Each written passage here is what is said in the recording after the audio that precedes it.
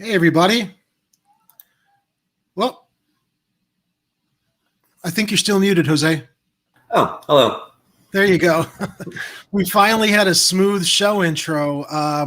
That comes from me restarting my computer before I log into StreamYard, so I don't have any buffering, and we can enjoy all the lovely videography by our crew member and team member, Casey, when we were out shooting stuff for our spring intro last week.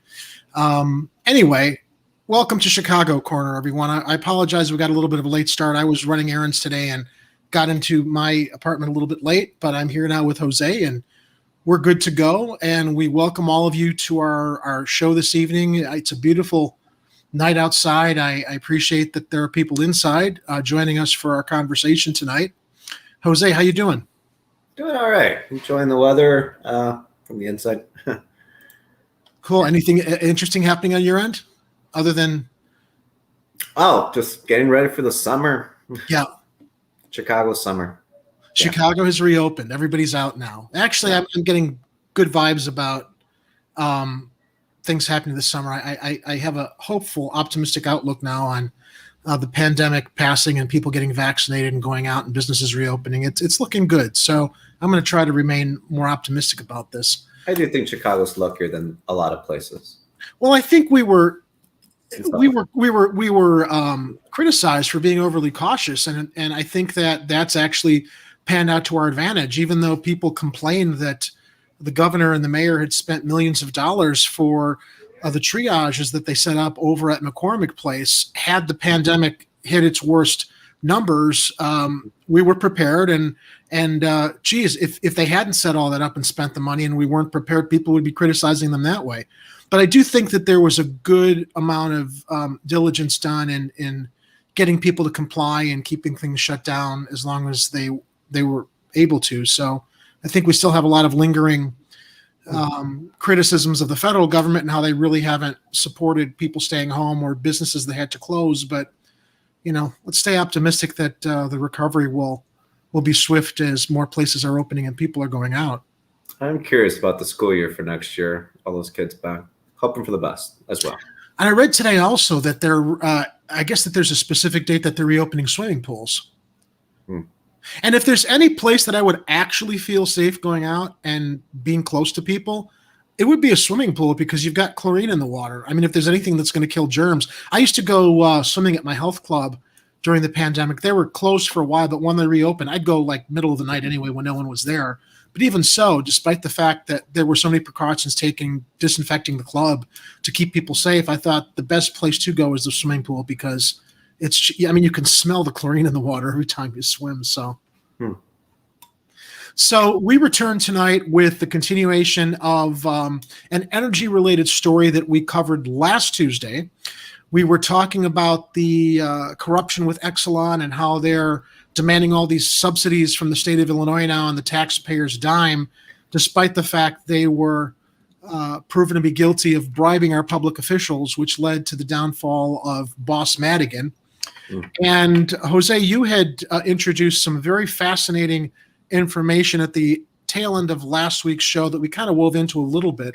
Yeah. Well, geopolitics really in Mexico have had a really hard-hitting impact on the United States energy policy as far back as the 1980s. So with that set up, I'm going to kind of pass it along to you as far as maybe setting the backdrop for our audience so you can share more about this and we can have a discussion, and maybe we can even take some questions from the live chat from some of our viewers. Yeah, if people have questions on the live chat, I'd love to do more of a back and forth because I'm not an expert. I just want to preface this. I'm not an expert on these subjects. I haven't even properly done my homework, I would say. But what I am, is someone that's been trying to track where the points of tension that are going to embroil Chicago local politics and narratives might be coming from, and cartel violence and is one of them for a lot of reasons. But as we were talking last week about the governor's clean energy bill that includes fossil fuel industry subsidies, we talked about the the all-encompassing corruption of the fossil fuel industry in America, as you mentioned. Speaker Michael Madigan resigned from his speakership and as a representative from his posts after more than 30 years serving the state of Illinois. And he was Boss Madigan in the sense that he had this mythical power around the entirety of the Illinois Democratic Party. And facing corruption charges tied to ComEd's malfeasance and hiring practices for political favors. He wanted to face that, while shielding the Democratic Party. So heavy stuff. Let's jump into our DeLorean for a moment, though. Let's jump into our time machine. Yeah. And go back to there you go. Let's go back to the 1980s. This particular report that you brought to my attention that has a lot to do with the backdrop on how all of this impacts our politics and situation in the city, even to this day. Yeah, thanks. If you're watching this show, you've probably been keeping track of a lot of like national politics, local Chicago politics. In the 1980s,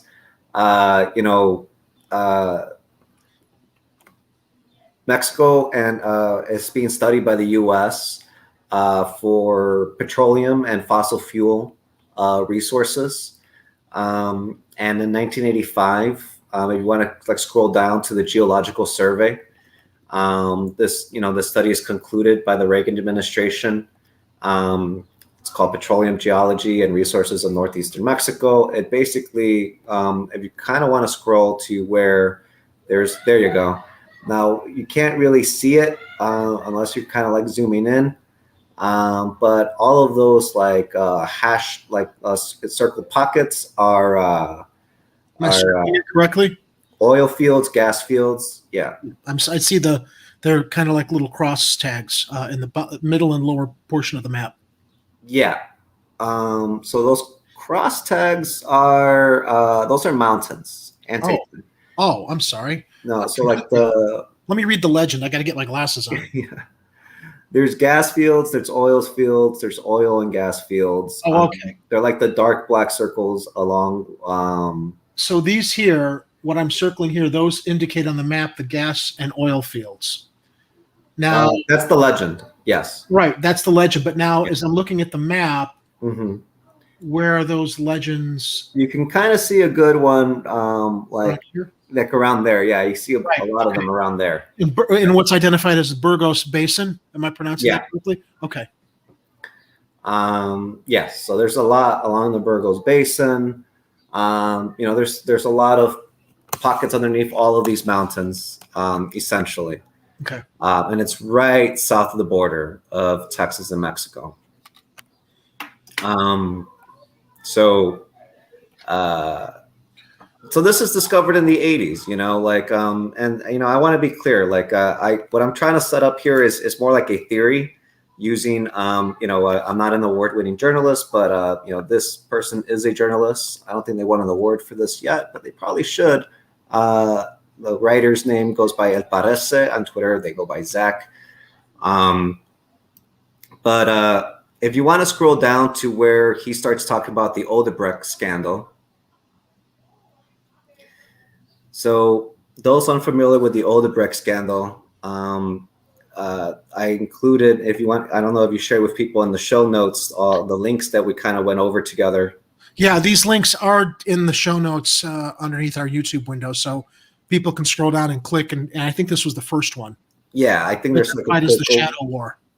The Shadow War, and there's a quick overview of BBC on the Odebrecht scandal. But all you need to know is that it's a European construction company that's been basically caught bribing officials in Brazil for lucrative contracts and to have political control over basically any kind of infrastructure construction.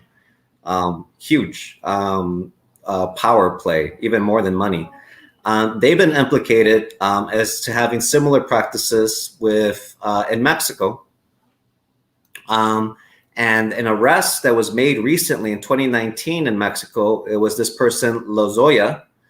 The second name you see there, Lozoya, refers to the former president of Pemex, Petroleum Mexico, which is kind of like the Exxon of Mexico. Lozoya, I'm trying to find his first name, so I'm not just calling him Lozoya. What you call it? The former president of Pemex, Lozoya, basically was implicated in bribing officials in Mexico with the same degree and with the same purpose that Odebrecht was bribing people in Brazil, even working with Odebrecht on some of these, bribing schemes. The harsher implications around Lozoya is that it also implicates the governor of Tamaulipas, Cabeza de Vaca, Tamaulipas being the state where we just saw all those oil deposit fields that the U.S. identified in 1985. Right. So that's the state of Tamaulipas. That's right by Tamaulipas, and not too far you see the Gulf of Mexico, which the Gulf cartel will play a role in all of this too. But Lozoya basically bribed officials in order to acquire a monopoly over the energy systems of Mexico and the 2014 constitutional reform that was passed by, I believe it was President Peña Nieto. Right. How Mexico ended political gridlock. Oh, yes, I'm sure. There's a quote at the top of the page here. The bribes benefited 25 former officials, 17 companies that participated in a corruption scheme that began with the government of Felipe Calderon, which facilitated the arrival of Enrique Peña Nieto to the presidency of the Republic, and which paid for the consummation of the energy reform that allowed the delivery of contracts to Odebrecht and other companies, but especially of power from the presidency of the Republic. Right. So that's what Lozoya is currently being charged with in Mexico. He was working in the U.S. He was just extradited back to Mexico in 2020. He was charged in 2019. He hasn't seen court yet, but that's because we'll get to him. But the governor of Tamaulipas, also implicated in all this, was very protected from advancing this story forward. But things have changed there. The photo that you're showing there, though, how Mexico ended political gridlock.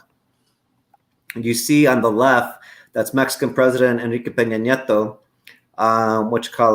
and he's embracing another party leader, Jesus Zambrano, basically showing the coalition work that the PRI did to take the national presidency away from the PAN. So Vicente Fox, Vicente Calderon, Felipe Calderon were PAN presidents.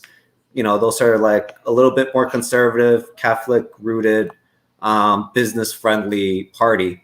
Peña Nieto comes from the PRI, which was the old school, all-encompassing revolutionary party that basically has held the presidency in Mexico since the revolution of the 20th century. If you go further down, though, that there's Cabeza de Vaca, who's part of the PAN party, and he was a state senator. He's the current governor of Tamaulipas, and we see him there with the Pemex, the former director of Pemex, Emilio Lozoya, in Houston. The one in the middle. Second to the left. Yeah, and Lozoya's in the middle. You haven't seen a picture of him there, but that's Emilio Lozoya, who the federal Mexican government has right now, over these corruption charges. Now, Cabeza de Vaca allegedly has been corrupt for most of his political career, according to testimony from a former money launderer from Zetas cartel and protected witness for the Drug Enforcement Administration, the U.S. federal case. Western District of Texas, Cabeza de Vaca has been comprised by organized crime since at least 2004, when he accepted $500,000 from the Gulf cartel for his campaign for mayor of Reynosa. So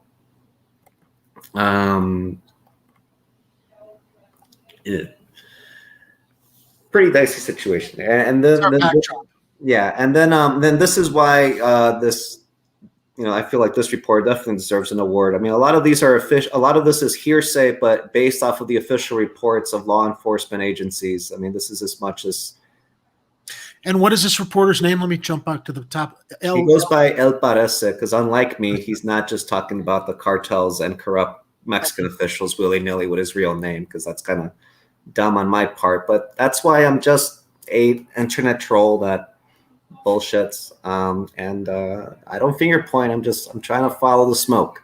You're not a troll. You're a gopher. That's kind. I think that's a better. I mean, you're digging the hole. You're trying to get to the bottom of things. The bottom of things being the hole. The hole of corruption. How about that? I'll take it. So, end goal here being, I mean, like, all things fossil fuels lead to this systemic corruption. We see it in Chicago. We're seeing it here. It's all very scary, right? But I guess, one of my takeaways right now, we can just take a little breather from that world, is like, the cartels are just like organized crime in America. Law enforcement in America operates around, I think, just a very faulty premise of like where crime comes from. To prove a point, like, Chicago cops will leave a truck full of like Nike shoes open, on a South Side neighborhood.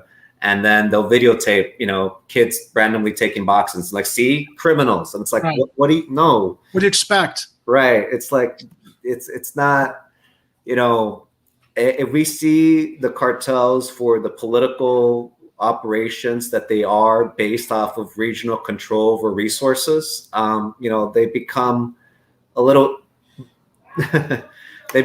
less scary. They still do scary things, but I mean, it becomes a little.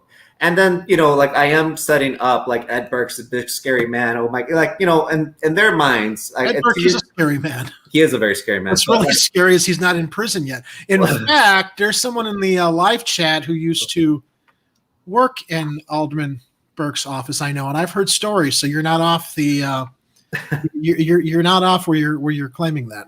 Well, if I can just posit then my analysis of the man, to give all things fair, I do live in his neighborhood where people are grateful to the jobs and security he's provided them. But I see Burke as this top cop mind. His opinion and his analysis of crime and how to handle crime is something that is not just like, ironclad, like, rule of law in Chicago. It becomes law enforcement practices and theorizing, well into Texas. And across there's also a self-serving agenda that we talked about pre-show, right, that you'll get into that go back as far as when Harold Washington was mayor. Yes, when they were allowing more migration over here. So I'll let you continue. Thanks. And I think there's enough that's gone here. If you want to share the screen on Losetas, we can do there, and then talk a little bit about what's going on in Chicago around the same time. So Jimmy Carter, gets trounced by the deep state. Do I have the right screen up? Yes. Okay. Oh, a little further down where he starts with Losetas. Got it. There you go. Now this is important because remember, Reagan, if you watch this show, you probably have, some connection to like American history, wondering where it's going to go. Like, Reagan beat Carter because Carter was weak on Iran, and Reagan was going to be tough on the communist Latin America. The Contras served as a proof of concept, to U.S. kind of deep state that, you can fund these right-wing paramilitary groups, destabilize the region, sell the drugs in the U.S. to kind of like destabilize inner city America, make a bunch of money, and then tease out who are, bad actors. I think is the way they probably would think about it. In 1986, Losetas were highly trained enforcers of the Gulf Cartel. Oh, I'm sorry, this is not yet. Losetas were a highly trained enforcers of the Gulf Cartel made of supposed deserters from the Mexican special forces known as the Grupo Automóvil de Fuerzas Especiales, or Gaffs.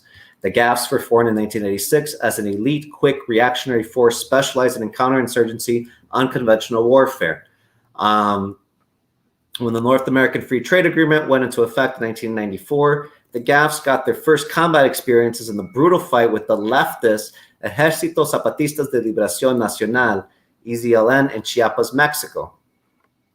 Now, according to the reporting by Carlos Marin, the army deployed the Gaffs to Chiapas to create paramilitary forces and displace the population in order to break the population's will to resist and disrupt their support for the Zapatistas, an approach which would be used against organized crime years later. And I mean, why not? That very year, the Gaffs broke the Zapatistas insurgency effort. So why I bring that up? Like, Las Zetas were created in the 80s, anticipating leftist insurgency, what you call it, paramilitary attacks in Latin America. And in 1994, I briefly mentioned to you, but there was the presidential candidate, a major presidential candidate for the major party of Mexico, the PRI, was assassinated. And we also have this, and a lot of it had to do around this drama of the Chiapas uprising in the face of the North American Free Trade Act. A lot of people surmise that the candidate was assassinated for not going along with the old president's agenda of signing this free trade agreement. So, am I at the right place? No, I'm not. I think I'm in the right spot. That's kind of what I just read. Yeah. Okay. And this is the FBI's kind of like report from 2005, like their analysis around all this. Now, so the U.S. trains these Latin America paramilitary people in the 80s. They see action in 1994, but by the late 90s, there's not enough action for them to be justified as an expense by the Mexican government that's seeing, different political attacks on like corruption and spending. And in all ironies, that group, the Gaffs, will then become what is known as the Zetas, which were basically the scary reason that we will launch a cartel war in 2008, and why the Mexican army was deployed to fight the Mexican cartels directly. Now, I jumped a little ahead there, but to kind of walk it back, around this time, let's remember what's happening in the 1980s in Chicago. Harold Washington sees the schism, and here we don't really need the screen. It's long. It's our long, sad story, though. It's the way I see it, Arturo. And if we all are on the same page of it, hopefully we can change it together. That's always been my hope. But in the 1980s in Chicago, Harold Washington sees the Chicago machine duking it out, really just because Ed Burke and Michael Madigan are not taking kindly to Mayor Diane Sawyer. And because of their schism, Harold Washington is able to beat Mayor Sawyer and Madigan and Burke's candidate in Richard Daley. Was it Daley or Verdoliak? I thought Burke was aligned with Verdoliak at that time, but wrong. Yeah. They were running city council, but Richie Daley, Jay Daley's kid, was who Madigan and Burke were pushing, and I think it was the 82 election of Chicago. It might have been 82, 84, 82. I want to say. The point being, though, is that Harold Washington saw the beauty of this and saying that they're risking this because they don't think that Puerto Ricans and Black Chicagoans will work together. And, that's where like Jesus Garcia and Luis Gutierrez kind of come out and like organize their neighborhoods, and like Harold Washington wins. And we know the long, sad racist history of the council wars of Chicago, of trying to deny Harold Washington anything of his agenda, not too different than what we saw during the Obama years for anything remotely progressive would get stopped. So, but also I'm just trying to think, Ed Burke, who is very partial to Chicago and where it's going, and these guys are part of the Chicago machine they know the grift. They control the local government, and they hand out jobs for political clout. And now Harold Washington's doing the same thing with black and brown people. And so I can't imagine that Reagan's federal government, saw a black mayor in Chicago, and they're like, oh, that's cool. They're probably like, how can that make sure that never happens again? We know Harold Washington passed away in office, and his machine was had too much infighting and distrust to hold power. So in walks in Richard Daley again in the 90s. Ed Burke's sitting as the chief of finance, and Madigan's on his way to be speaker, and the world, as I knew it of growing up in Chicago, takes hold. Now, what to your other point, what in 1986,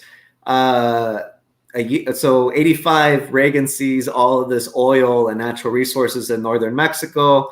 And in 86, he decides to give blanket amnesty to all the Mexicans living in the United States. And it's like, you're Americans now. Be cool about it. That becomes a viable base for the Democratic Party to start pulling voters from, especially considering that, Reagan ran on like an anti-Latin America kind of politics. Now, we see Solis, an alderman that wiretapped Burke and Madigan. He was running as a communist, started a group, United Neighborhoods organization, that would later lead to charter schools, and he would become an alderman. And weird, funny story, but that was the 90s. Burke creates the Hispanic Democratic Organization in Chicago to basically create his own Latino political machine. Latinos, you can have trucking jobs, you can have certain education jobs if you're taking them away from black Chicagoans. He really socially engineers a jobs program to dissipate the black progressive political machine that Harold Washington had built up. Dividing, conquering. Yeah. And I mean, Burke says, I'm a product of my time, I'm maybe he'll has a different feelings and sentiments about it all now. At the time, I'm sure, he was very gung-ho about doing it, because anything black. It's just words, Jose. He right. can say that now. It's just words. He's just, it's revisionist history now. Right. I mean, anything was a communist threat. And I don't know if I should be a social media person for very long. I'm a little over all that goes into it, but I mean, how do you mean? I'm not following you there. No, I'm just well, I'll jump to that. Okay. I actually wrote something, but my point being is that Burke saw the dynamics in Mexico. I mean, all of America, politicians, vying for power.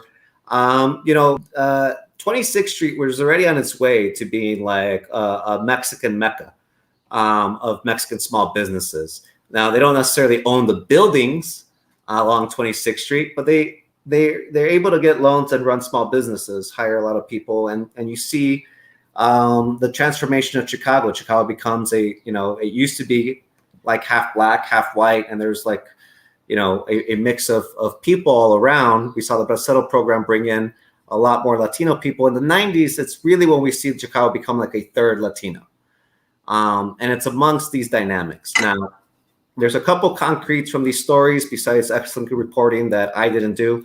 But one thing that I can add as part of my lived experience growing up here in Chicago, Ed Burke, who was my alderman and ran for re-election, he got called out on being Donald Trump's property tax lawyer and giving him property tax breaks on his building in downtown Chicago. Money that needs to be made up, by the taxpayers of Chicago, or Chicago public schools don't get funded properly. Right.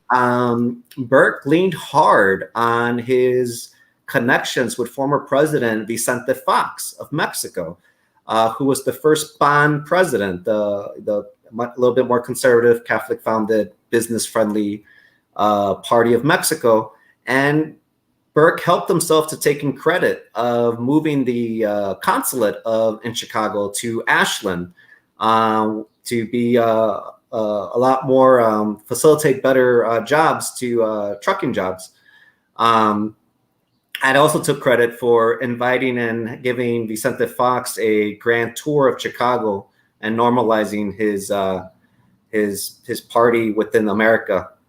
So like this is just something that I heard, in this recent 2019 election. I recorded it. I don't know where the video's at. Other people recorded it. No one seems to be able to find the video for me. You remember it though. That's what I heard. Very strong memory of it. Yeah. So, if there's a picture of Burke and Vicente Fox hanging around in Chicago, please share it because I can't find one on Google. But all that to say is that there's an assassination in 94 of Mexican politics within the PRI party. They win the election anyway. So the candidate that was assassinated, his campaign manager becomes a new candidate, and that person beats all the other candidates. Mexico was, like in a tizzy, in a lot of ways, people felt like they needed to stick to the PRI because they were not ready to experiment with a new party after an assassination shakeup and like a revolution shakeup in Chiapas.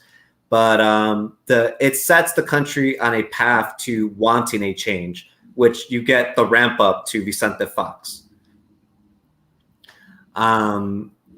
So, like this all benefits a Democratic Party that wants a base of voters that are also willing to work for less than living wages.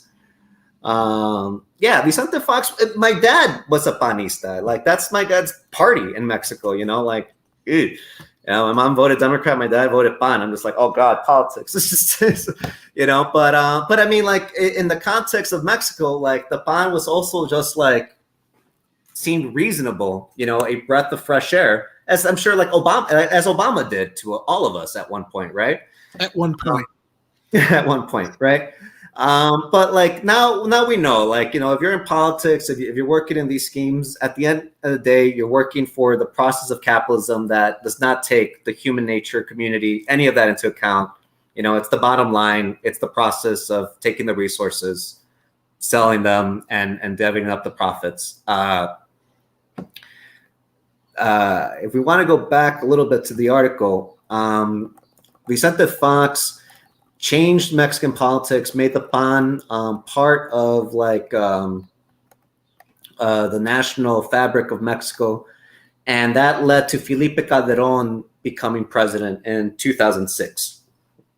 So if you kind of picked up, like Mexico only has 1 6-year term for president, no re-election. So like there's no. Am I at the right spot on the screen? Yeah, okay. Right there, the beginning of the end. So Felipe Calderón, his dad was actually one of the founders of the PAN. I would say he's a lot more of a true believer of like the PANistas, like more Catholic foundational tenets than Vicente Fox. Vicente Fox seemed like more like a savvy businessman from the region. Felipe Calderón's like, was more of a true believer, which is also why this part here is so damning. According to a leaked diplomatic cable purportedly from the U.S. consulate in Matamoros in 2015, Francisco Garcia Cabeza de Vaca allegedly met with President Calderón's Secretary of Public Security, Genaro Garcia Luna, in Cabo San Lucas, Baja California in February of 2012. The communique indicated that the Sinaloa cartel leader Joaquin El Chapo Guzman Loera was also in Cabo San Lucas on that day and was also thought to meet with Garcia Luna, the Cabeza de Vaca.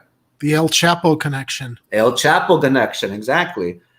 Why El Chapo? Well, it seems this is like a Jack Clancy novel. What is it? Who's the Tom Clancy? Tom Clancy, Jack Ryan novel. That's what it is. Jack Ryan. It is. Patriot Games. Yeah.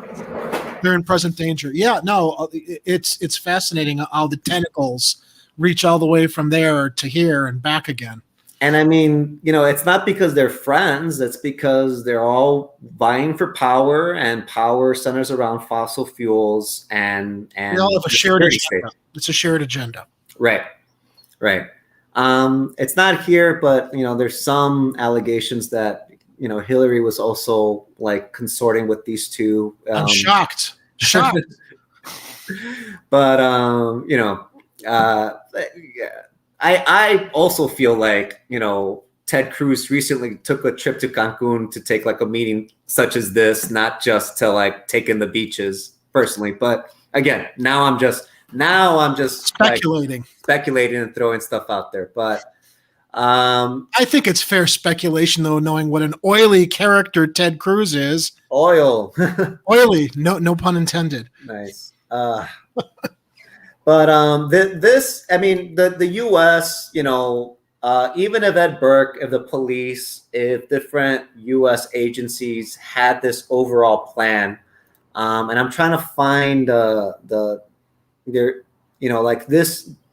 this is Felipe Calderon's plan for security of Mexico that also benefits the U.S., right? And they're all in agreement. It's a strategy of appeasement of, paying off some local crartels, letting them operate if they don't like create violence, essentially, but then cracking down on others. That's how someone like Chapo Guzman rises to the top. That's how he becomes a household name, not because he's that conniving, but because he was allowed to be that conniving.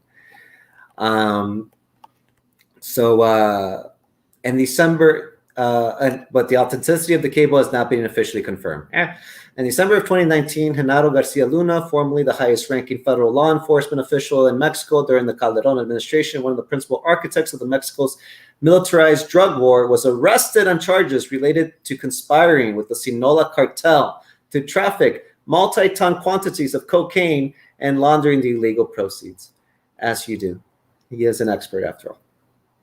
Prior to his arrest, Garcia Luna had been living in the U.S. and operated a security consultancy in Miami that had worked with former senior U.S. officials as recently as 2018, including the former head of FBI's offices and U.S. consulate in Mexico, Raúl Roland, and the former head of the Central Intelligence Agency's Clandestine Service Division, Jose Rodriguez.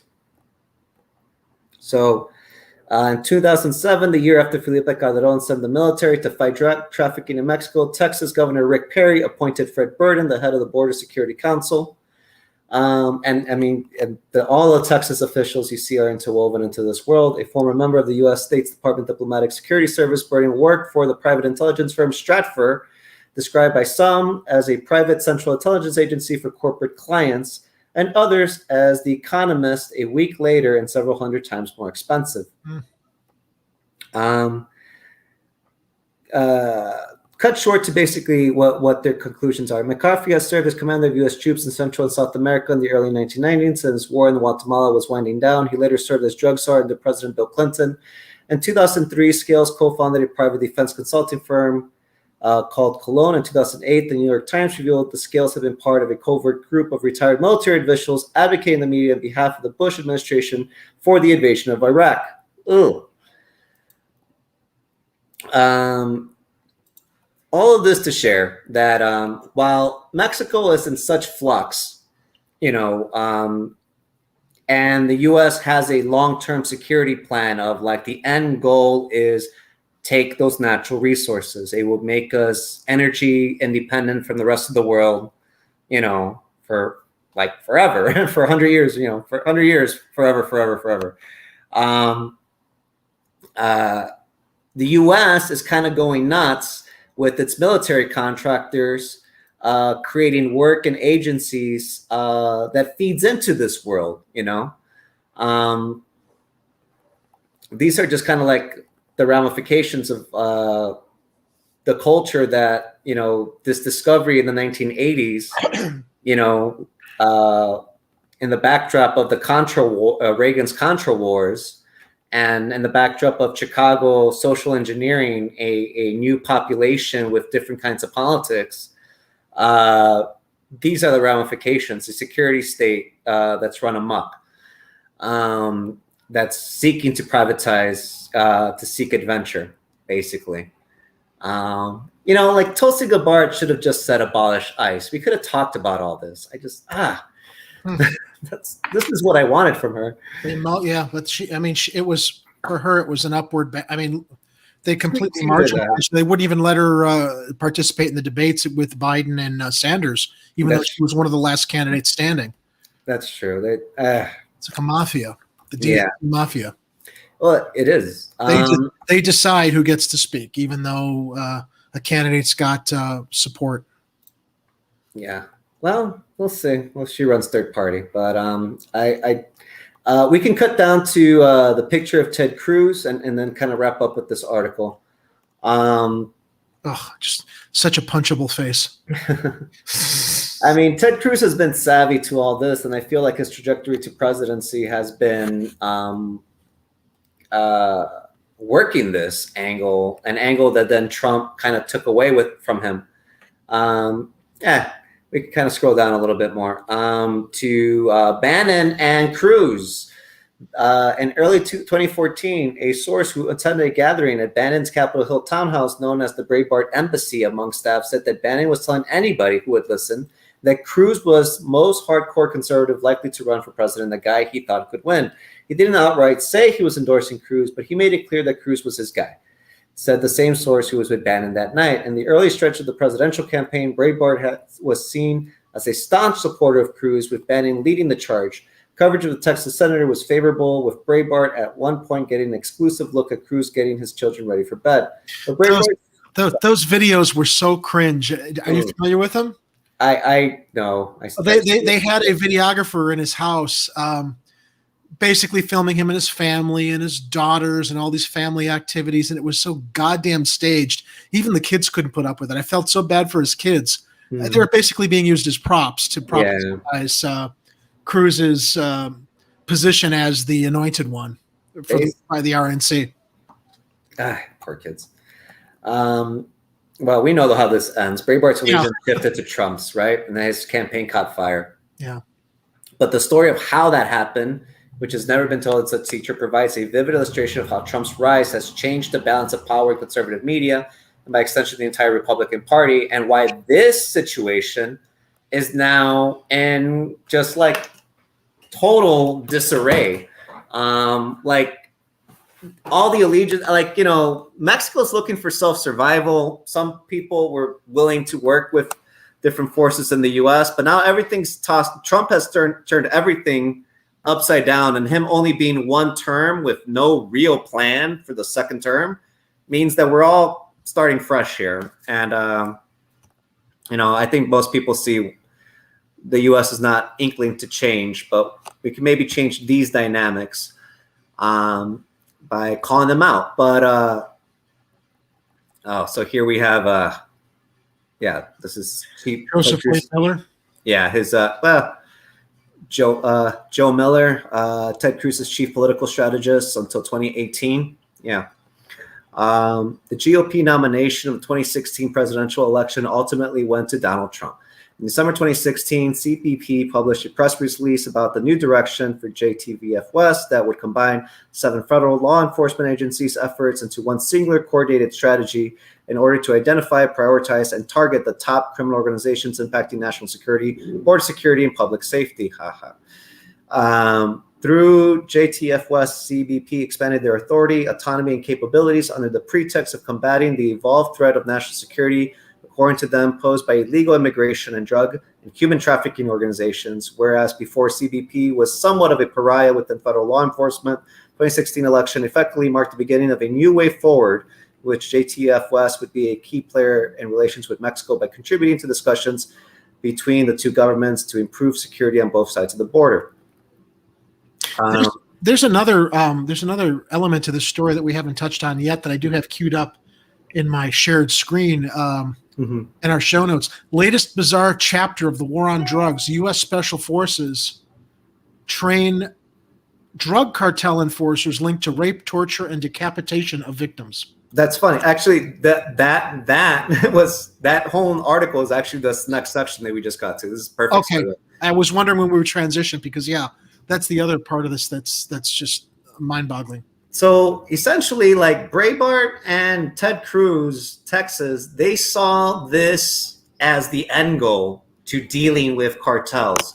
U.S. Military and law enforcement will train Mexican police to do all the things that, you know, we don't want to necessarily do directly, but we feel needs to be done to the cartels to show them who's boss. Now that's a picture of Iraq, not Mexico, as people have called out.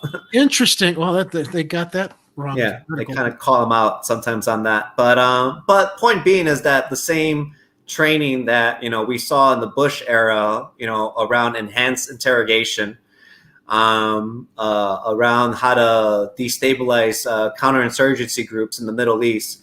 That was training that was also being given to Mexican military, paramilitary officials and Calderon's cartel. Now, if you want to scroll down just a little bit, there you go. That's the CNG. Now, that is the hot new. Well, I shouldn't say hot, and I shouldn't belittle what they do. Actually, they're very scary people. That is one of the new most powerful cartels in Mexico, who have recently killed a former governor of Jalisco, to basically show the world that they run the state of Jalisco.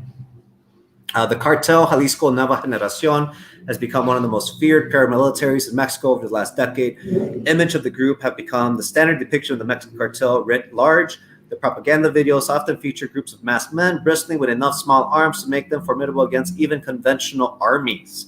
In an interview aired on Mexico's Telemundo network in May 2019, a former CGN soldier described this experience at a training camp and claimed that the cartel employed U.S. Special Forces to train their recruits. Former Special Forces or current Special Forces? According to the former Sicario assassin, 3 were Marines. There were Navy from the United States. There were Delta Force. There were everything there. The cartel's dropout account is consistent with years of reports which show that U.S. Special Forces training and diffusing into services of paramilitaries in Mexico. Now, is the U.S. directly training people to become cartel members, or people that want to be cartel members seeking U.S. training, claiming to want to be cops? I mean, I think that, you know, people that are police might know more about the reality of those dynamics. This reminds me some of the dynamics we're talking about here of that movie with Josh Brolin and Benicio del Toro. Sicario. Sicario. The activities, the way that U.S. government agents were interfering, or not interfering, but participating over the border. They were in secret operations that, you know, they basically had to. It was like a shadow war, and what we're talking about here. I mean, I'm sure that movie was inspired by a lot of the stuff that we're talking about here. I mean, inevitably, if the U.S. is only providing training, it's Mexico doing this. Oh yeah, Mexico is the, you know, moral. I wouldn't be surprised along with the training that they were also we've also provided support. Right. They have to, you know. Yeah, and it's for politics that are beneficial to the U.S., as we know. Of course. Now, this kind of goes back into the history of the Zetas. This borrows heavily from the article that we had just read from. But I wanted to include it because it had more graphics and specifically about this piece where the U.S. are training them, and the fact that Telemundo, a national Spanish-speaking U.S. broadcaster, has already been covering this story since 2019, and still we don't really see. Miguel in the live chat is sharing that Telemundo is 100% based in the U.S. though. Yeah. Okay. But that's why, like, U.S. and Univision, like, okay, Univision is basically like Spanish-speaking Fox News. Telemundo is like, it's like NBC. It's not MSNBC. It's like, you know, NBC, CBS type of deal. There you go. But it's weird that you don't see any of that on Fox News or CBS or anywhere else. It's almost like, you know, Mexican media is speaking about this, so we know Spanish speakers in the U.S. are going to know about this. So let's just talk about it a little bit, but not a whole lot. So we know that you know, the U.S. has been facilitating coups in Latin America. We know that they, you know, have facilitated genocides in like Guatemala and destabilizing Mexico to the point of declaring it a narco state. And so the U.S. is obligated to take over these precious fossil fuel resources for the good of the planet. Of course. That's a heavy For the good of the planet, not the good of U.S. energy companies. Right, not just for the Koch brothers and Exxon and whatnot. Right, it's for everyone. But yeah, it's a heavy charge and kind of crazy one for me to be leveraging at them without any proof, just because I grew up around Ed Burke. But that's my story. I'm sticking to it. I think your instincts are good, though. I think that your gut feeling, your spidey sense is tingling in the right way. Well, I appreciate it. If you want to go back to the Shadow War, and then we can go down to where Breitbart is basically puffing up Cabeza de Vaca, and you can see the headlines for yourself. There's Cabeza de Vaca working for the Gulf Cartel in his youth. We can kind of keep going down a little bit. The Mexican border state governor draws the line in the sand after Zeta's invasion. Sure. There's Cabeza de Vaca, hard at work, keeping Mexico safe. Mexican border governor calls Los Zetas cartels narco-terrorists. Man. Dun, dun, dun. Yeah. Sure. Nor would you see anything but praise for Cabeza de Vaca on the Fox News website. Exactly. Editorial from Nelson Balido, perhaps the single most important character in the story. Well, he plays a role in, according to Balido's May 2016, Cabeza de Vaca is the most important character in the story, just because he ties it all together. I can write with certainty that claims about Cabeza de Vaca being a narco senator are completely baseless. He's as clean as a whistle. This conclusion is supported by the logical deduction that if Cabeza de Vaca had dealings with criminal organizations, he would not be able to travel as freely as he does in the United States, far more than previous Tamaulipas governors who have wanted by U.S. law enforcement. Okay, so he says. One line in this article, Cabeza de Vaca, the United States finally finds someone who wants to collaborate at the state level. Under the Merida initiative, it seems to be counterproductive to operate hand-in-hand with Mexican federal forces, as the Mexican president himself could and seems to have links with cartels. Perhaps it would be much better to selectively interact with state governments. This is a 2017 interview Brandon Darby's having, basically around Peña Nieto and leading up to the election of AMLO. There you go. Here we go. So Cabeza de Vaca just gives it all away. In April of 2016, then Senator Cabeza de Vaca and Nelson Balido met with U.S. officials from DHS, FBI, Department of Defense, and the Mexican Navy, SEMAR, and Army, SEDENA, to discuss binational plans for border security. The topics discussed included information sharing to assess law enforcement operations, U.S.-Mexico collaboration with security matters, drone technologies, and boosting commerce and tourism. Commerce and tourism. Yeah, come, it's great. Check it out. With days to go before the drone election. Technologies and boosting commerce and tourism. Just on the side there, a little beach. With the days to go before the election, Cabeza de Vaca and Nelson Balido sat with interviews with various medias in Casa de Palma, Renaissance, and McAllen, Texas. These Mexican officials, the gubernatorial candidate at the time, heavily favored to win in the upcoming election, explained the benefits of facilitating collaboration between Texas and Tamaulipas for the prosperity of both states. According to Cabeza de Vaca, this is a quote: "If you put Texas and Tamaulipas together, the potential is enormous. So many other states wish they had 17 crossing points. That is what we have. Gas, petroleum, we have so much. We need to sell this area as one region." Sell it to who? The Middle East? OPEC nations? "All the benefits we have together, we can lower the cost of manufacturing. We have our version of Eagle Ford Shale, a vast deposit of hydrocarbon in Texas. The potential is enormous. We have a lot of wealth we have not utilized." Wealth for me. "We have agriculture, cattle, the best wind, and we have petroleum and natural gas." Wow. Getting heated up for the Trump election there, I guess. So there's Cabeza de Vaca basically pitching to Texas officials how he's willing to make Tamaulipas and Texas act as one region to the basically fossil fuel corporations. That's what AMLO's been messing up. His election is putting in jeopardy. But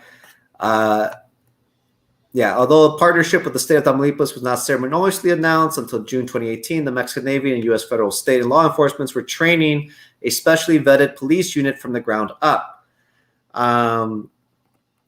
So this is how recently now Cabeza de Vaca is facing corruption charges tied. Sorry to take it all the way back, but tied to the Pemex president. Come all the way around. Yeah, to Lozoya, and the state government of Tamaulipas, it has armed guards outside of Cabeza de Vaca's mansion to make sure the Fed doesn't arrest them. Why would they do that? Because that workforce was developed by Cabeza de Vaca. So, like, yeah, Mexico's very corrupt, and there's a lot to be sad about, but put into context, you know, it's handleable, I guess, in these chunk bites. And I'm kind of getting to the close end here, but this story concludes with this special unit of police that Cabeza de Vaca had trained by U.S. forces. They would go on to kill, and cover up the murder of migrants trying to cross the border, a crime that's now being a little bit closer investigated, and has been one of the things that has been causing Cabeza de Vaca to lose favor regionally. I mean, excuse me for a moment. Which screen should I have up that relates to this? I was looking at the BBC page about the bribery scandal. Oh, that was at the very end of the Shadow War scandal. Okay. We should still be on the Shadow War page? No, if you want to switch over to Odebrecht, we'll get back to Cabeza de Vaca because his stuff's more present day. Odebrecht is something. It's another piece of this to unbuckle. But just remember, you got corrupt Chicago and ComEd playing games with Democrats up here. You got Cabeza de Vaca and the PAN in Texas playing games around northeastern Mexico. Here comes Odebrecht. Let's unpack this fun piece. Infrastructure, fossil fuels, drug war. How do they relate? Urban planning. There's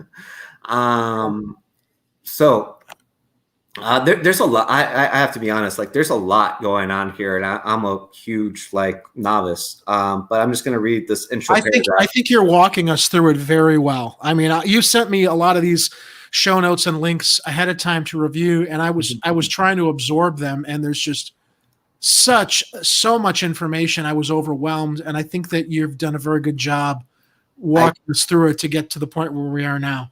I appreciate it, man, because I'm trying to walk through it myself.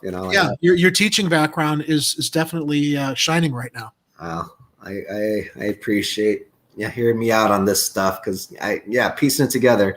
It is the corruption probe that has left politicians around the world looking over their shoulders. Prosecutors in a dozen countries are untangling a massive web of corruption that ran across a continent and further afield. Illegal payments may have sloshed through presidential campaigns, boosted the careers of political top brass in country after country, and oiled the wheels of worldwide construction projects, including motorways, gas pipelines, and hydroelectrical dams. If you have never heard of a company called Odebrecht, you probably do not live in Latin America. It is a Brazilian construction giant behind the venues, the 2016 Olympics, infrastructure for the 2014 World Cup, and the metro systems in Caracas, plus dams and airports terminals and further afield. But anti-corruption investigators caught up with the company, and it admitted paying bribes in more than half of the countries in Latin America, as well as in Angola, Mozambique in Africa. Shades of Exelon in Illinois and ComEd. Mm-hmm. Bribing public officials for federal infrastructure contracts. They all have the same playbook, it looks like. Pretty much. Another reasons that maybe this talk about nationalizing such endeavors isn't that crazy. At least having a public option for these things. Yeah. How high did the bribery go? Odebrecht played a game of quid pro quo. I will help you pay for your election campaign if you make sure I get that building contract. In country after country, it is alleged that Odebrecht employees made connections with those in power and those who looked like they would be getting into power soon. They did not restrict themselves to those of any particular political hue. These are the same games ComEd played with Madigan. Exactly. And if the FBI's, investigation that's just starting to kind of be teased out, this could have been standard with ComEd and Madigan since he became speaker. Yeah. 30 years. And country after country is alleged, almost a third of Brazil's government ministers who served, a third of Brazil's government ministers who served under former president Michael Temer have faced investigation, including his foreign minister and chief of staff. The predecessor of current far-right president Jair Bolsonaro, who was arrested and released in a separate corruption case last month, is facing investigation in relation to Odebrecht. He's denied all allegations of corruption and accused the country's judiciary of heeding rumors by destroying reputations. The vice president of Ecuador, Jorge Glass, became the highest-ranking government official to be convicted of the scandal when he was sentenced in December 2017 in jail. This is the vice president of a country, second highest so far in this. Prosecutors said he took $13.5 million in bribes from Odebrecht. Colombia also charged former vice minister for transportation, former senator. So you see how vast these are, and you see that they're tied directly to infrastructure projects. So and last week when we were talking about JB's clean energy fossil fuel subsidy bill. Yeah. I mentioned, Biden being the senator from Delaware, where you get your credit card hatchet men and financiers, had that connection with Pennsylvania, the Rockefeller, Standard Oil Company that, connected with the Ohio oil companies that connected with this Illinois oil companies that would connect with the Texas oil companies. That's Exxon, that Exxon is that squid. And now Pemex is coming to play, getting the monopoly of all of Mexico in 2014 through Odebrecht's, basically an Odebrecht kind of process, gas pipelines between Mexico, going from Tamaulipas to oil to gasoline refineries, and the U.S., seems like it's sure to happen. Unfortunately. Yeah. Yeah. Yeah. So, all right. That's Odebrecht. We see that Latin America is in flux with the Peru elections and El Salvador, having volcano power for Bitcoin. It ought to be an interesting time. And I really wanted to tease out this story around Mexican cartels just to kind of demystify them and see how the corruption and dangers that they pose really stem from corporate buildings in downtown Chicago. Right. The ideas that come from there. I wanted to just share. Sorry, don't stop talking.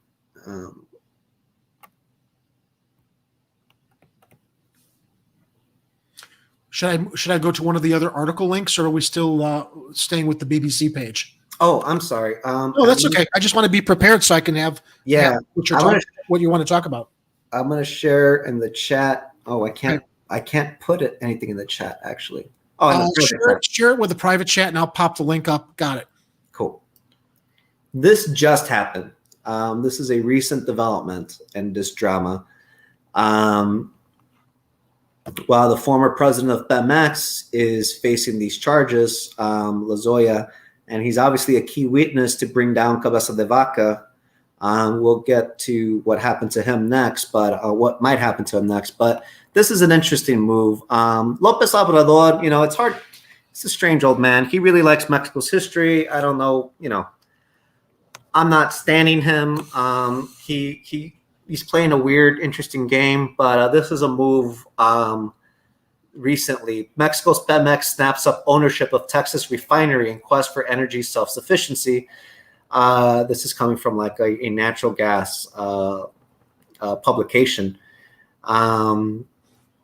The transaction was celebrated by Mexican officials as yet another step to the national pathway to energy self-sufficiency. Following the deal, the Deer Park, Texas refinery will be the first outside of Mexico to be fully controlled and operated by Pemex. This is very good for Pemex and all for all Mexicans for self-sufficiency. It's dirty fossil fuel power, though. Mexico is also developing additional refineries in Dos Bocas and Tabasco, the home state of President Andrés Manuel Obrador. The refinery is scheduled to be completed in 2024 at the cost of $8 billion. So, I mean, like this is going to get beat up on by on the media as like basically Obrador going backwards on like, you know, like what the Paris climate agreement, you know, would be about, and it is messed up. But I think that this is something to pay attention to because I think it threw even U.S. Businesses and officials off. This shows a Mexico willing to do business and work with oil companies and the U.S. So the reason why this is interesting is because, as we saw, Cabeza de Vaca is the U.S.'s guy in the region. This is kind of Obrador, I think, in a way of flexing on the region, not necessarily like, hey, I'm for sale, let's play ball, but more like, I'm in your playground, like I'm in your backyard, let's, you know, we're going to have to deal with each other. And his next move, and I'll share this next link with you, Cabeza de Vaca could be facing those criminal charges after all. Because is the link coming through private or live chat? Private. Okay. And I think it's in Spanish, but the article translates. Okay.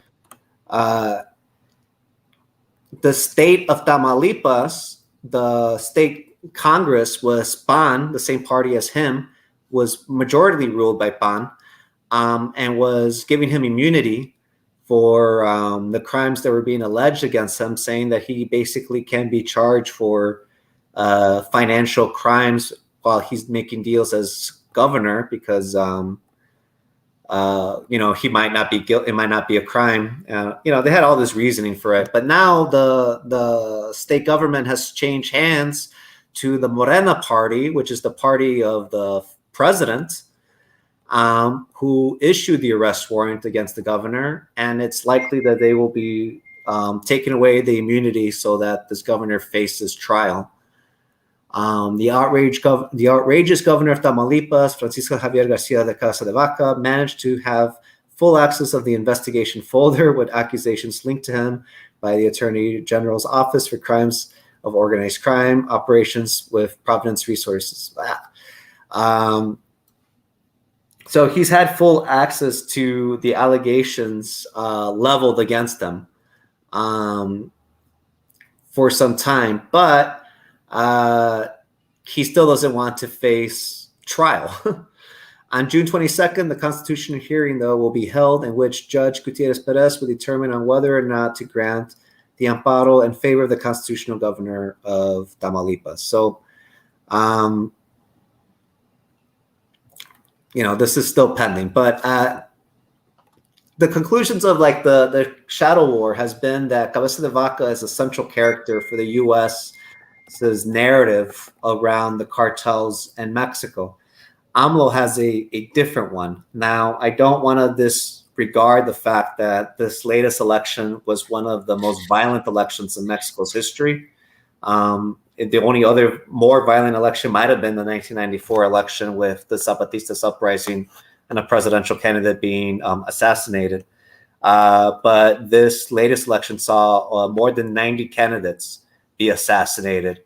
And how many did you say? 90. 990. Yeah, 90. Jesus Christ. It's a lot, and now the pivot from it's like a gangster turf war. Exactly. That many candidates assassinated. And a lot of that is being laid at the hands of the Mexican president, you know, which I'm not an expert. You know, I need to do digging. to find out the truth of that. But if you look at the regions and you look at the power dynamics at play, I think hopefully the truth gets illuminated. But what we're going to see, the reason why I've been harboring on this, I get fixated on what is the deep state, what is the machine, the Chicago machine, what are the corporate parties, corporate media, what is the next big lie, big narrative they're going to get us all rolled up in. The Mexican cartel is a gift that keeps on giving. It's like your terrorists, Muslim terrorists, Islamic terrorists, like of the early 2000s.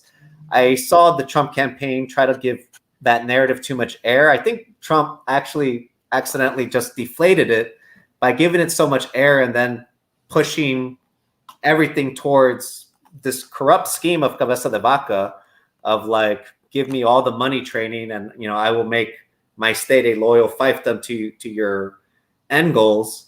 That's now becoming undone. And I think what we're going to see is a collision course between an American narrative that's going to want to paint the Mexican president in a certain kind of light and a narrative that's going to come out of like Latin America that is not going to be necessarily leftist or socialist, but it is going to be defensive of what the U.S. is leveling against them and providing context. The U.S. has not been, none of this that's happening in Mexico has been in a vacuum. And at the highest level, the U.S. has been involved in the most intimate ways.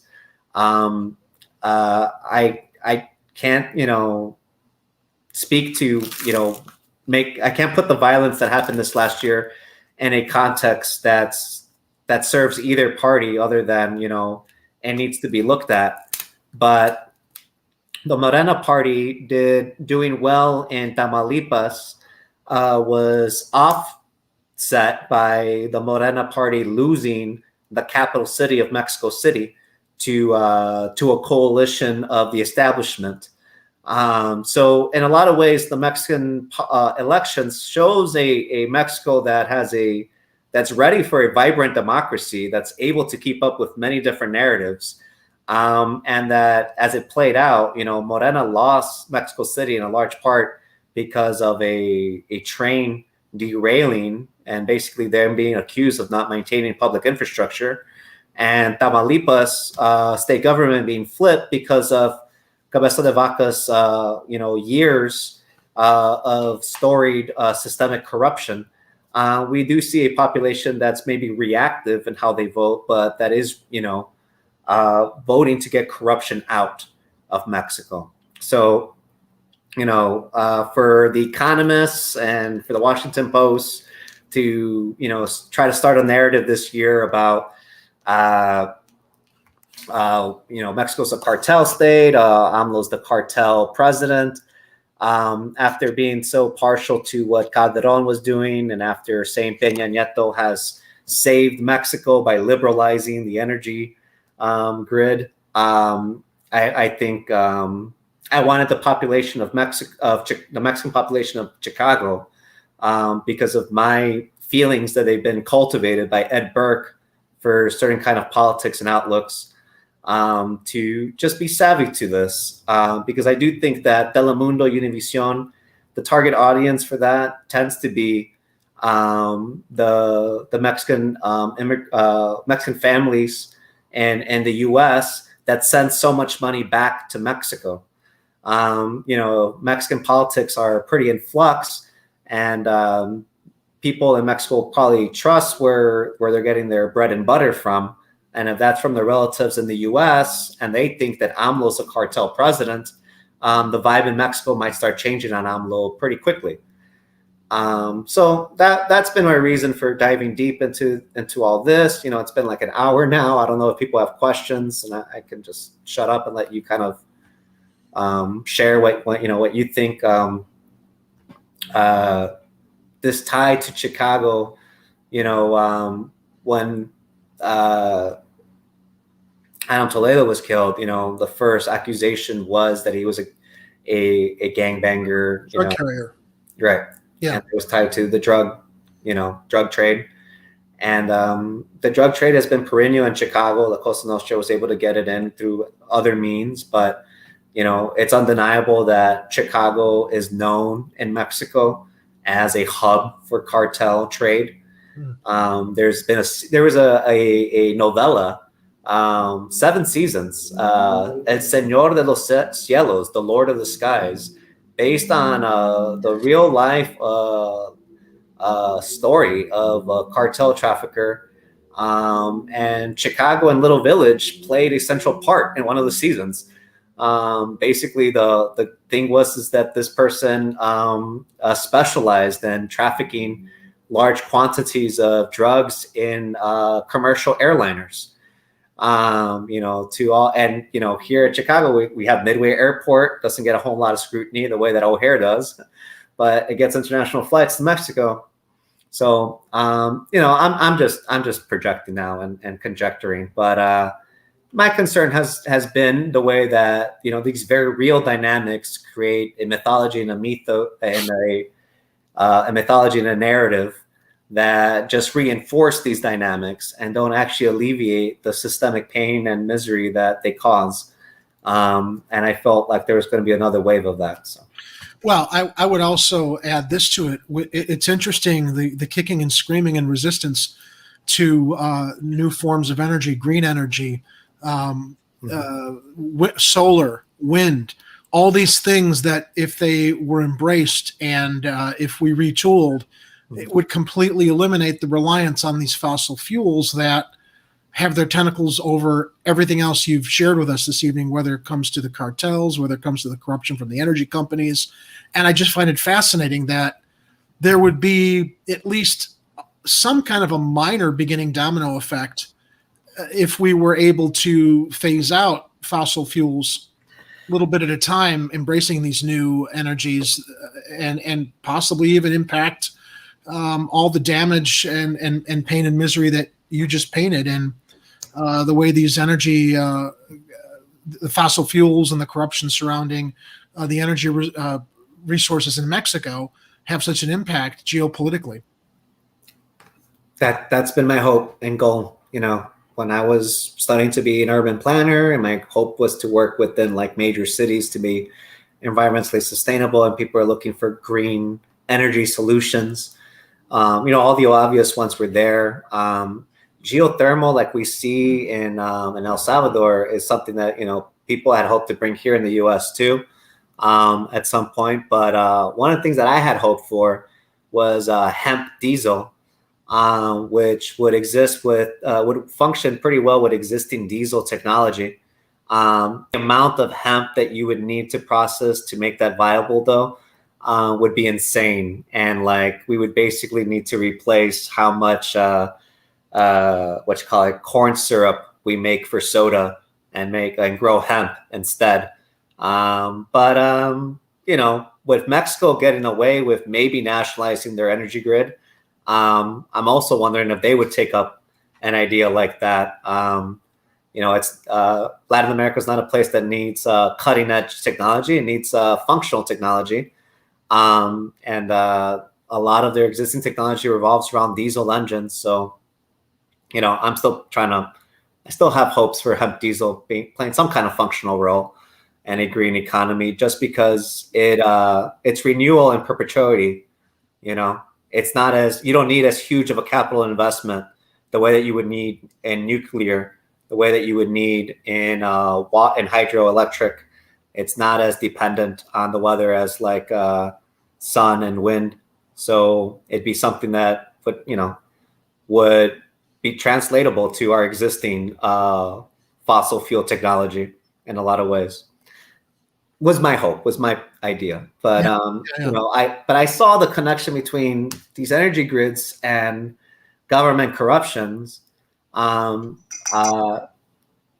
thing, has been how do we get masses of people to see it so that they're not pipered into any certain direction. This article, I stumbled upon it at the beginning of the year, and it just laid out what I had in mind so well with detailed governmental, references and an article that, you know, illuminated the hypocrisy around the discussion of like, we need to get tough on cartels and cartel terrorism. But really, I felt, you know, the same people that are stumping on this seem to also be, you know, intertwined and making it worse and how it exists right now. So yeah, I mean, like, I think that's, you know, that's something to look out for as, you know, people make arguments about the private sector and not nationalizing energy. We know what privatization of the energy sector looks like. It looks like privatization of corruption. And it doesn't mean that nationalizing or putting in the public hands is like a magical solution, but it's a solution to this problem of you know, having all of the inner workings of our major infrastructure projects that underpin all of our major civilization nodes of cities, how they really operate, and that's, you know, been through corruption and private gain of a few individuals. So. Well, I think this live stream, as it's archived here on YouTube, is going to serve as a really good primer for people in the way that you've laid out all of the background, the history, bringing us up to the present. So I feel like I've just taken a masterclass with the way that you've guided us and taught us all of the history of this. As we come up on the hour and 20-minute mark, though, I think we might have to dismiss the class, at least for this broadcast. Mm-hmm. And we can always like revisit further developments as they occur, and come back to this in the future. Definitely. So thank you for you know, taking us down this this gopher hole. I'm not going to call it a rabbit hole, because rabbit holes are associated more with crazy conspiracies. I think that you've dug up a lot here that makes a lot of sense in connecting the dots and sharing with our audience how the tentacles go everywhere when it comes to these energy companies and fossil fuel companies and the corruption and geopolitical landscape that we have to kind of understand and navigate as it relates to these new energy initiatives that threaten the power that fossil fuels have right now, fossil fuel companies, corporations. And I mean, you know, I have taken a strong stance against the police as an institution, abolish the police. And I the way I feel is just that law enforcement, enforcing the law, has been a security state to secure this norm. They're protecting the companies. They're protecting the 1%. They're not. I mean, are they protecting us maybe on like what, a 1% level, while they're protecting the 1% on a larger level? The profits, the enforcement, the bullying, and everything else. I mean, you know. And then the training. You know, if you go through 30 years of that traumatic experience, and then they're like, oh, you train our guys in Mexico to do that to other people, and it becomes a business, and it becomes a whole lifestyle and culture in and of itself. So like, I'm not trying to demonize any individual human beings, but I think the whole culture has kept this whole system in perpetuity. It's mutated. It's completely mutated into something unmanageable. Right. And I think for their own, like, for the own mental health of the human beings that make up these institutions, they need to be completely changed. Yeah. Yeah. We're in agreement on that. I guess, I don't know what we're going to cover on next Tuesday's Fear and Loathing in the Windy City, but we'll come up with some topic. In the meantime, I'll be back on Friday. I'm not sure who my co-host will be. I'm actually trying to set up an interview with somebody right now, and I can't really reveal who I'm trying to get on the show, because if I don't get them, it's going to be disappointing. But just kind of keep track of our updates here on the YouTube channel. And also on social media. We'll announce on Facebook when I have news of what the Friday show will be about. It'll either be a news wrap up with a co-host, or maybe I can line this interview that I'm trying to line up. In the meantime, anything else you want to share with us, Jose, on any other things that you're covering? I know that Kit and Daniel have some things coming up that they've been communicating with us about going out and covering. I don't know where things stand right now with anything with those upcoming stories. Not yet. You know, I had that idea for a show. Doesn't necessarily have to be me that does it, but I kind of want to talk to Jamal Green about it. But yeah, no, just I'll keep being on here on Tuesdays to do the like a wrap up of Chicago news with you. I saw that Alderman Solis was just it was shown that he was also videotaping Michael Madigan in their private meetings, not just video recording, also videotaping them. So there will probably be developments around that we can go over next week. Sounds good, man. To all of our viewers out there, please like and subscribe. Please share our channel and our broadcast with people that you all feel might appreciate what we're doing here and the coverage that we're giving and the stories that we're commenting on and having, I think, incredible conversations about. And remember, if it's happening on the streets, you'll hear about it here on Chicago Corner. I'm so proud of that tagline now that I finally figured out a way to incorporate Chicago Corner into something clever. It's a good one. Pat myself on the back. Anyway, thanks everybody. And Jose, thanks again for joining us tonight and sharing this incredible overview of the cartels and the energy company corruption. We'll see y'all soon this Friday and next Tuesday on Chicago Corner. Good night, everybody. All right. Thank you, Zach Esparza, who wrote the article. Thank you. Absolutely. We're only reporting on the hard work that other people have done. So I'm really grateful you were able to share all that deep investigative reporting you did. So yeah, keep up the great work out there. Thanks. Sounds good. Stay safe, Chicago.